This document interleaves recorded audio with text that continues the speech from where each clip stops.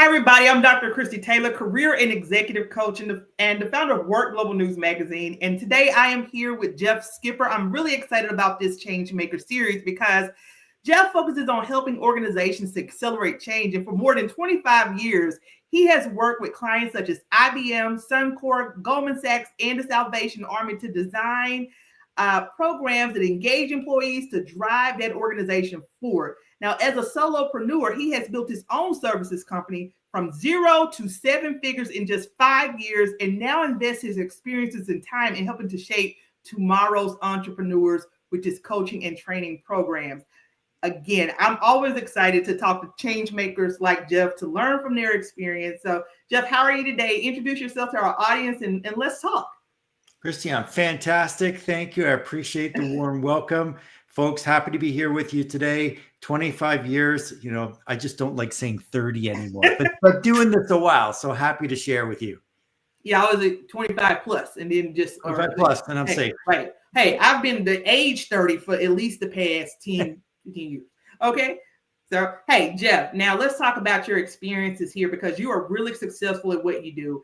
Again, as part of our Changemaker series, I like to always highlight how we spell the name here of work because it's WORXK and the RX is the prescription, right? And you yourself as a coach and entrepreneur, you are out here being a change maker and champion, writing the prescription. You have helped some of the world's biggest organizations to navigate change. And so as a part of this process and experience, what was the most common mistakes that companies make when they're facing disruption and how can they avoid it? I don't know if you remember, when you were a kid, Christy, but there was this game we used to play called Broken Telephone, where you'd have a line of kids in a row and one would whisper in one's ear and then they would pass it along. And at the end of the line, well, what did you hear? And it's nothing like what was said at the beginning of the line. Mm-hmm. And so what I often see in organizations is leaders that feel once we've communicated, we've sent out the official memo, everyone should get it. I mean, we're not hearing anything. So that means folks are bought in, they understand what they have to do. Yeah. And of course, it's one of the most risky assumptions that a leader can make. But we think, it sounded good when we wrote it, therefore everyone must get it. But we're all running these things through our own filters. We interpret them in different ways. So we don't all hear the same message if we hear it at all. Yeah, in the military, we go, well, your silence is acceptance. And if you are a leader, right, in a corporate organization and you're using that, you might want to rethink your approach. Now, we do it because we have to move things along. We have a different principle for operations, right? But if you're in a corporate organization, to your point, when you have a leader that's, they're not, that means what I said, everybody gets it and we're perfect. And you're right. A lot of leaders make that mistake. I was looking at your educational background and some of the books that you've written, and we'll definitely get into that. And I work in OD myself, organizational development, but you have a master's degree in organizational psychology. You're certified in change management. And so you're not just like speaking from experience. You have the educational background, but you have the know-how to do it. Now, as part of your experience, Jeff, just like with anyone, your career has gone through a lot of changes and you have had to reinvent yourself multiple times throughout. So when we talk about being certified in change management to lead organizations, right? Let's talk about your personal experience and just the changes you've experienced in your life and career, because you went from IBM to running a 7-figure consulting business. And what's been the most transformational lesson that you have learned from that experience? So just by way of explanation, because those transitions are so important in everyone's life. Mm-hmm. So I worked for IBM 12 years and one last engagement just burned me out completely. I actually couldn't do the work that I loved doing and had no energy left. And so flipped into a self-employed status. And then the reason why I built this highly successful business so quickly is I saw an opportunity. And it was simply someone coming to me and saying, hey, Jeff, we've seen some of the work that you've been doing, and we'd really like to have you help us on a project. The problem was I was already doing some work that I was satisfied with. It was a good fit. And I thought, well, I'm leaving something on the table here. This isn't any good. And I'd been studying how agencies work and thought, I think I can do that. And I have a network. I know people. I know folks at Christie. I know, other individuals. And I reached out to them and said, would you be interested in some work if I could set it up for you? And so I built my own change management services company starting in 2009. And that's the one I grew into 7 figures over 5 years. It was very rapid. We had lots of demands, and it was based on people just coming and saying, Jeff, we've seen your work. We know it's of quality. Could you help us? And I recognize there's an opportunity. It has potential. Why not go for it? And so I set up a whole new line of business to do that. I'm going to segue here because I want to talk about this a little bit. As someone who's running a change management company, when individuals are coming to you with these projects, Jeff, what are some of the common challenges that you see that are happening in organizations? Well, I'm sure we'll talk a little bit more down the line about it as this interview goes on, but I kind of just want you to set the tone. What types of things were people coming to you asking you to assist with? A lot of it, and continues to be today, around technology changes. It's starting to shift in that more and more is around transformation. You still get digital transformation, so it's a technology element, but folks are realizing we have to work differently. Mm-hmm. And then to bring it up right to today, now the most common issue that's being presented is, Jeff, we've got lots of changes happening all the time in parallel. How do we increase the capacity of our people to help us through that change? Folks are just running out of energy. They're running out of cycles. They are getting burned out. We're concerned for them. We don't want to lose our people. How do we deal with that? So that's a level beyond basic consulting of, sure, I can help you implement an ERP system or a CRM system or do a restructuring. Now it's, how do I level up the ability of our people to navigate change and stay resilient? That's probably the biggest challenge today. And we're going to circle back to that space and how you support people with leading change. And you shared a little bit about your own journey, how you got here. But I'm going to stay focused on your business for a second, because one of the things that you highlight when you're working with other and mentoring other entrepreneurs is moving from a traditional consulting to value-based fees. Right. What led to this shift? And I think you kind of hinted on it with, there are different things that you're bringing to the table as a consultant, like the ERP systems. What led you to this shift, and how has it really changed the way that you work with your clients? Well, I found there really is no way to clone yourself. You just can't do it. So, yeah. So, even though you wanted to help out multiple clients, you can't divide yourself. That was one issue. And I could come back to how I defeated that.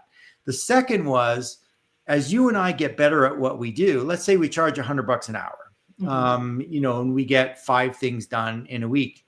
But as we get better, we might get 7 things, 8 things done in a week, but we're still charging the same rate. You and I are actually making less money while providing more value. So seeing that problem, I found I could never get an agency to agree to farm me out at $500 an hour. No one's ever going to buy that. But when I was working with my clients, to be able to say, listen, I can get this work done for you in 90 days, recognizing how important this is to your business and your strategy as a whole, I think it represents this kind of value to the organization, and that's my price. Would you agree? And 9 times out of 10, the answer is yes. So that allows me to effectively bill at a higher rate, because I don't bill hourly, but I can write a contract that creates that income. But secondarily, because I'm not dedicated to being on site with a client 40 hours a week, I can run that contract and often 2, 3 others at the same time, and just manage my own time to get it all done. So it meant the amount of income I could generate in a single week, exponentially increased by moving to fixed price or value-based fees. So when you are working, I want to transition to, I think this is a good segue into how you're coaching other entrepreneurs, right? Because you're right. I mean, even there are 2 approaches that I have. I'm definitely not as large as yours, but 2 approaches as a coach. I charge an hourly rate. And so and then there's that sometimes I'll go in and say, okay, I can do it for this amount, that value-based approach. I've even seen us do this in healthcare, right?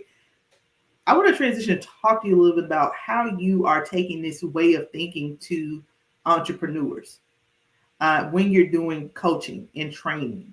And why was it so important for you why did you decide to go in that direction? Because you have a successful company, right? Yeah. I mean, it really was, how was I going to seize this opportunity and turn it into something really profitable? Yeah. When I'm working with other consultants, I ask them, do you feel that you are being compensated at the full value that you're delivering to a client? And I haven't said any, very rare that someone said, Yeah, I was like, yes. even if you might charge a small value-based fee as an entrepreneur starting out, but it takes courage to do what you did, I think. That's right. And in fact, that bears commenting. When I made this switch, if I went to an existing client that knew my work and said, hey, I know I used to bill by the hour, now I do it by a fixed price model, I had exactly 0 of them say, okay, great, no problem, we'll switch over to that. They couldn't make that transition. So I needed to get to new clients who didn't have a predisposition to the way that I would charge them, so that I could come in and say, hey, let's talk about what this means for your business, what you need done, and how I can deliver that for you. And then just give them, here's the price, all in. You don't have to worry about change requests unless we have a major shift in scope. You don't have to worry about inviting me to meetings and then I'm going to bill you more time for showing up. It's just, I have these commitments to you to get them done, and you want to be assured that they'll get done. Contract. Here we go. So how does that play into, your shift deciding I'm going to mentor other entrepreneurs to help them to have this type of mindset? Well, just because it's been so beneficial for me. I thoroughly believe that giving back to the community, you always get something in return. Mm-hmm. In fact, I'd say when you give back, you get back 100% of the time. Yeah. So having all this experience and being so successful, why not share that with others? I don't feel I lose anything by doing that. It's very unlikely that I'd end up in a competitive situation with someone I'm teaching going in to see a client.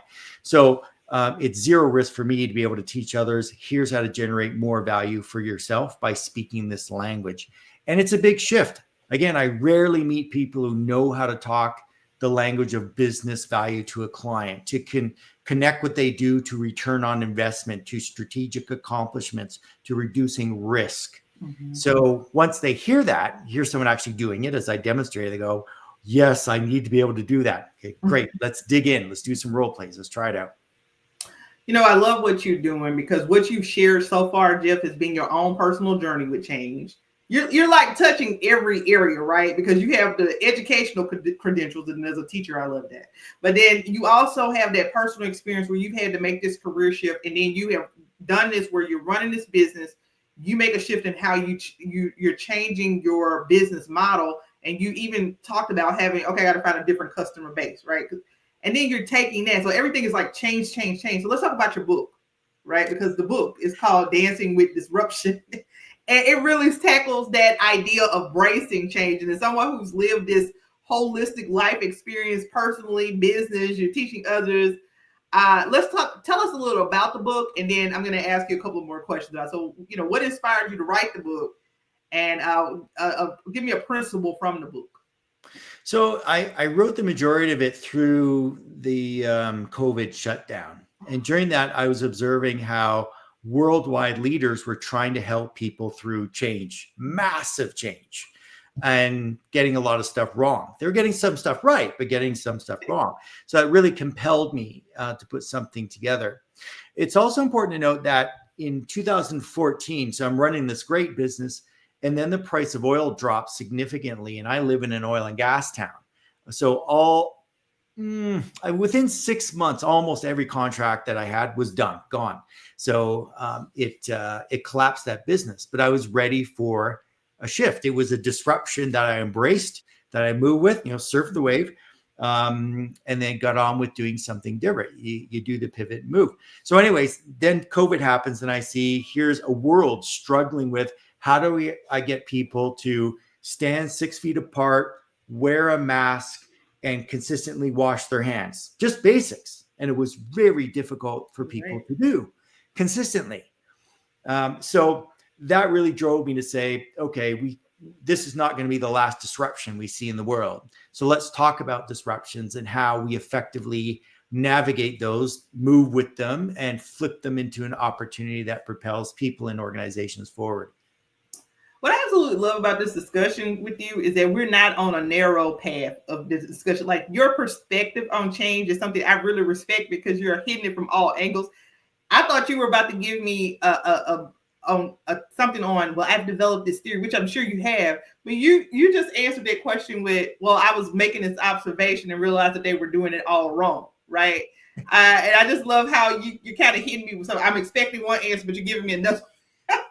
Good. So, That makes good so when conversation. we talk about dancing with disruption, what advice do you give to leaders who like really feel paralyzed by uncertainty or resistance? Because during that time that you wrote this book, you're right, and a lot of that resistance is because people don't know how to respond to that, right?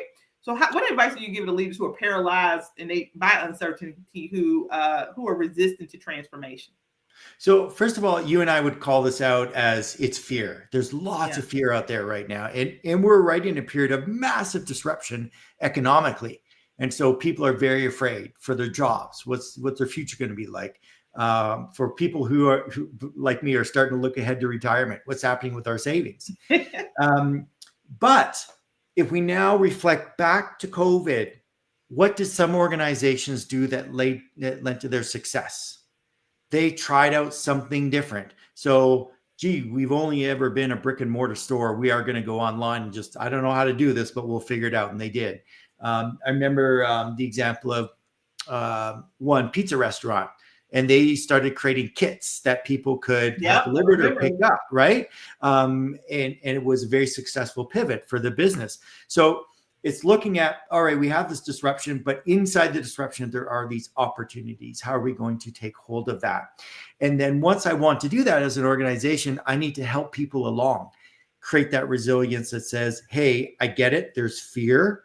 There is definitely uncertainty. We don't know what tomorrow looks like, but unless we experiment with that, try some things out, someone else may move ahead of us. So let's give it a shot. So that's really the principle behind it. And it's no more applicable today than ever. We need this kind of thinking. Yeah, I'm a historian and a career coach. And when I look at history, this type of stuff happens over and over again. And I'm actually in the middle, from a coaching standpoint, of talking about career pivots. And so I'm like, okay, I got to capture this, what Jeff is saying, as a soundbite, because we have to be adaptable, right? And change is always going to come. And I love what you said about, people right now, if you're sitting in this, you feel paralyzed in fear. You have to think about all that. One, history has a habit of repeating itself over and over. So there's nothing new under the sun, right? And be open-minded enough and flexible enough to make that pivot and not be afraid to do it. And that example you gave of the individuals making the pizza kits, I remember that. Right. And I thought that was so creative and cool. But when I looked at it, I was kind of like, I remember when it happened. And I was like, well, can't I just go to the grocery store? But, but they were selling those pizza kits out. Right. But it's just that little simple tweak to their approach. So, let's keep talking, because I want to go back to your passion for mentoring others and this next generation of consultants and entrepreneurs. And one of the questions I have for you, Jeff, is a little bit about mindset. So we talked about an individual not being able to really say, I'm worth this project is going to be worth this much, in presenting a contract in that way. But I want to talk to you, what type of mindset in general, when you meet entrepreneurs who are looking for mentorship, what kind of roadblocks or mindset roadblocks are they experiencing that you often have to kind of walk them through the process of overcoming? There's two of them that I think are central. One is imposter syndrome, and we all suffer from that to some degree, of feeling like I'm going to get caught out and not good as people think I am. And the second is around critical thinking. So for imposter syndrome, I think that's why you and I do coaching work. People need some of that one-on-one reassurance of, hey, you are good enough, and where you've got some weaknesses, you can build those strengths. Let's work on those. So folks need to, reflect on their successes. In fact, I'm going to add something. One of my favorite things to do when I'm working with consultants and organizations and individuals is to ask them, what were some of the things that you did during COVID that you had never done before? And often folks really have to think hard because they don't want to think about COVID. Like, that was a bad time, so I don't want to go back there. But then I start rhyming off. People learn to bake. They learn to cook things they hadn't cooked before. Some learned to play instruments. They took on another language. They learned how to use virtual conferencing software they had never used before. Some took up podcasting. I started collecting Barbie dolls of all the odd things. there were all these adaptations that people were doing that we don't think about today, but they were adapting in some way because they had to. And so I start with that, say, you are more resilient than you know, but our brains don't want to go back to negative spaces. So we tend not to reflect on that. But in fact, we're extremely good at navigating change. So that's something I use to boost people's confidence around, you can make these pivots. It's definitely possible to do that. You can build your skills. And don't worry about imposter syndrome, because there should be good people around you. That's why your network is so important, that can help you if you get into a jam. Don't be afraid to say, I don't know, but then go find out the answer. The second part I mentioned is critical thinking. I've been interested to see more commentary around, as AI is becoming more prominent, that people are losing their ability to think critically. I'll just ask ChatGPT. It'll figure it out for me. So I do spend a lot of time there as well. You have to be able to look at a situation to determine where the potential problems are, because that's the only way you're going to help your customer, your client, improve. So a lot of folks only have certain ways of doing that. Part of my job is to say there's different ways of looking at a situation to critically think about it. Being critical doesn't mean you're complaining about everything and saying it's negative. It's about analyzing it to find out how you can make it even better. So those two areas are really important to the mentoring I do, working on the imposter syndrome, and then second, critical thinking, so they can really help their clients advance. I want to dig a little deeper down on something that you said that kind of piqued my interest, because with the critical thinking piece, one, when we're talking about the onset of AI, it can be used strategically, but it to everybody listening, it is not it shouldn't be the immediate, right? It can help you generate ideas. So we still have to flex that thinking part of our brain. But you just said something there with regards to the thinking critically and doing a level of assessment and being possibly being seen as negative. And that's what I want you to kind of pinpoint. If you're in an organization and you are that person who thinks critically, who does a little bit more analysis, how can you make sure that you're not coming across as negative, but more so curious, right? So that people will kind of embrace your feedback. Two ways. One is one you just said. You said curious, and I think we have to say, I'm curious. I was thinking about this and I wanted to run it by you. The second part that goes hand in hand with it is the phrase test the waters. So we have to be curious and look at things, and then put that in front of other people. As you're talking, I'm having a few thoughts and I want to test the waters with you around something that's bubbling up in my mind. Then you lay it out. And that gives them the opportunity to critically think about what you're putting on the table, give you feedback that you need so you can further refine the idea. Or you find out it's a non-starter, that, whoop, I just ran into a brick wall. This person's not open to this idea at all. Like you said, I think curiosity is critical around that. You can tell people, I'm just curious. I'd like to know more about X. Can you explain this to me a bit more? Or a phrase that one of my colleagues used: if you had to explain this to someone like they were a 10-year-old, what would that be like? I would appreciate that. And then second, testing the waters, putting things in front of people and saying, this is the idea I have, and be prepared to get it wrong. I think sometimes if we put ideas out that are incorrect, we end up getting way more insight and information from the other person, because folks don't mind setting you straight, not in a negative way, but just, oh, actually you're off. Let me explain. And then off you go. So,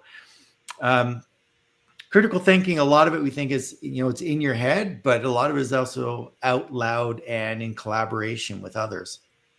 Yeah, you can't be afraid to fail. I love talking about change management because I'll go back to the old school textbook, Cotter's 8-step approach. When you are coming into these organizations and you are trying to really work with leaders to institute change within an organization, and we'll segue, transition that back to even when you're working with some of the consultants and you're mentoring. When you're trying to institute change in an organization, Jeff, like what are some of the roadblocks that you've run into, a little bit of resistance? And then how do you work with leaders to kind of mitigate that? And I'm talking about at the leadership executive level. I'm sure that when you go in, everybody's just like, oh, Jeff, you're here. I'm excited. And we're just going to, tomorrow's going to be the new change that we implement, So it's a great question. So I just last week ran a workshop with a set of leaders, and I divided them into groups and said, okay, I want you to think about all the stakeholders in your audience. Just think about departments like accounts payable, accounts receivable. You got IT, HR, operations over here. And what I want you to do is put them on a 2x2 matrix like this, with one dimension being how difficult the change is perceived to be, and the second being how desirable it is. It's very simple. So for each group, let's take HR. Would they see this change as desirable, right? Or and how difficult would they see it, in terms of them being adapt to it, and just map it on there. So, anyways, they all do this exercise, and I wander the tables looking at what they put on the map as they're discussing it. And some groups, they were consistent, and then others, they were completely different.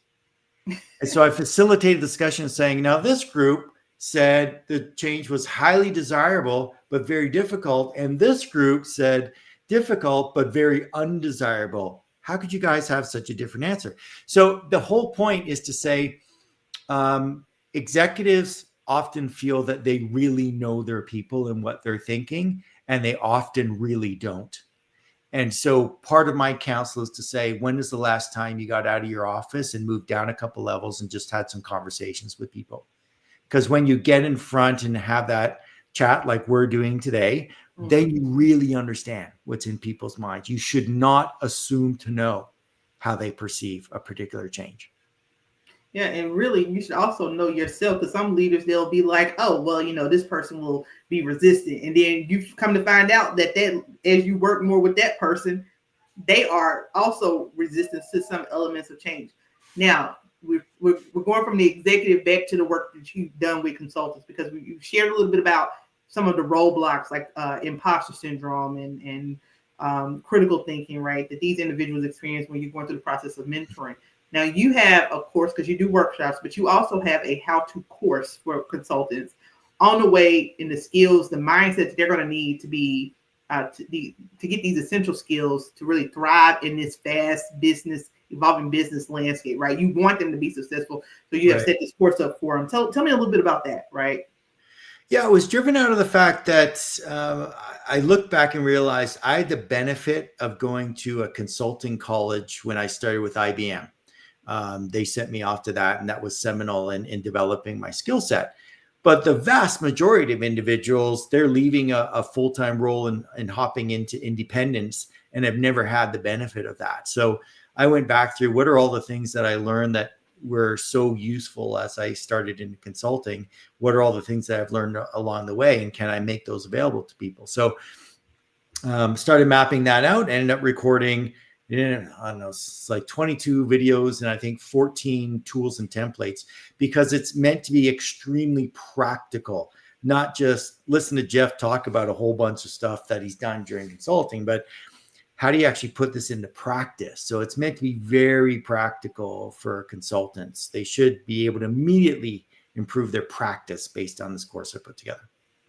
So you've done coaching, you've written a book, you've run these high impact workshops, you have your courses that are available on your platforms. But then I got to ask you about your love for Legos. And then we'll close out. So sure, you are an avid Lego enthusiast. Tell me a little bit about that.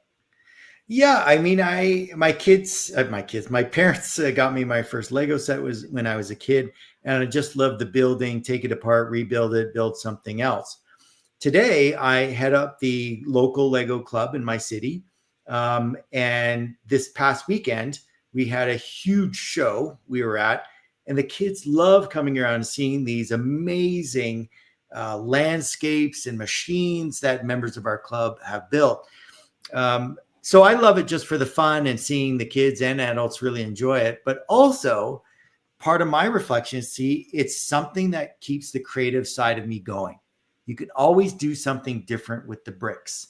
And hanging out with other people who are like-minded. I mean, they're all very different, but they love doing creative things. I think it's a constant infusion of new ideas, and that's extremely healthy. Even in your description of your love for Legos, you are such a change manager because you're like, well, you can take it apart, rebuild it, build it again, take it apart, rebuild it. That's your description of it, right? Mm-hmm. So even in that, you lead some type of change management. And I like, to see, like I said, I collect Barbie dolls. So like, I like to see unique, unique hobbies, but there's so much of who you are wrapped up in that. So looking ahead, and you already have a platform again where you're coaching, you're doing these courses. How do you really want to focus on in the coming years, continuing to shape the future of change, leadership, and organizational growth? Well, to me, it's somewhat difficult to predict, but I would say this. So yes, you've written a couple books. I have a newsletter. I have two of them actually, but publish weekly, and I've been doing that for years and years. The reason why I share that is between the books, newsletter, I'm constantly forming new ideas and getting them out there to test them. So I don't know exactly what the future holds for me and what I'll give to organizations, but I'm constantly pushing myself to shift my thinking, infuse something new, take a different perspective that might help an organization move faster, get stronger in some way. So I don't know exactly, but I know the future is going to be very bright. Well, that's the whole point of change, right? Because the day is going to be that formula that you used 25 years ago or 50 years ago. Principles of it might be the same, but the world is always evolving. I love when young people, if I'm teaching, they come to me and say something new, or think about bell bottoms coming back. Like, it's always, there's a new style, right? But it's like, that was already a style. It's not, you didn't invent it, right? But there's different ways of doing things, different ways of thinking. Hey, right. This has been, I probably asked you a million questions in 30 minutes, Jeff, because I really enjoy picking your brain. But here at this podcast magazine, we really focus on that RX, again, being that prescription for change. So when you're talking about the work that you're doing, what is one piece of advice that you wish someone had given you when you started out that you want to leave us with today? What is your prescription, Jeff? I wish that someone had said, Jeff, write down, make note of every contact you come into conversation with or connection with along the way.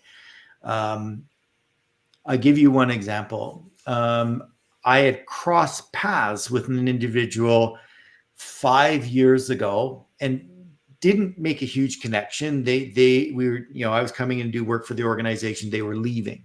Mm-hmm. And then 4 weeks ago, that person reached out and says, hey, you might remember me, maybe not. I'm now working here. I'm the VP of HR, and we need someone who could come in and do some work with our executive team. So that was very fortunate. But how many others have I not kept up with along the way because I didn't make note of who they were early in my career or along the way? So many people have given to me in some way a piece of advice.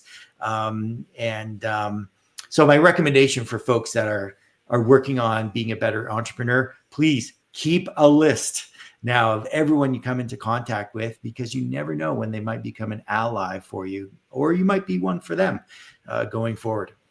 And I just want to add to this, say those old school business cards, that's completely okay, guys. This generation is like, I can tap your phone. I'm just like, what? I just ordered a new set.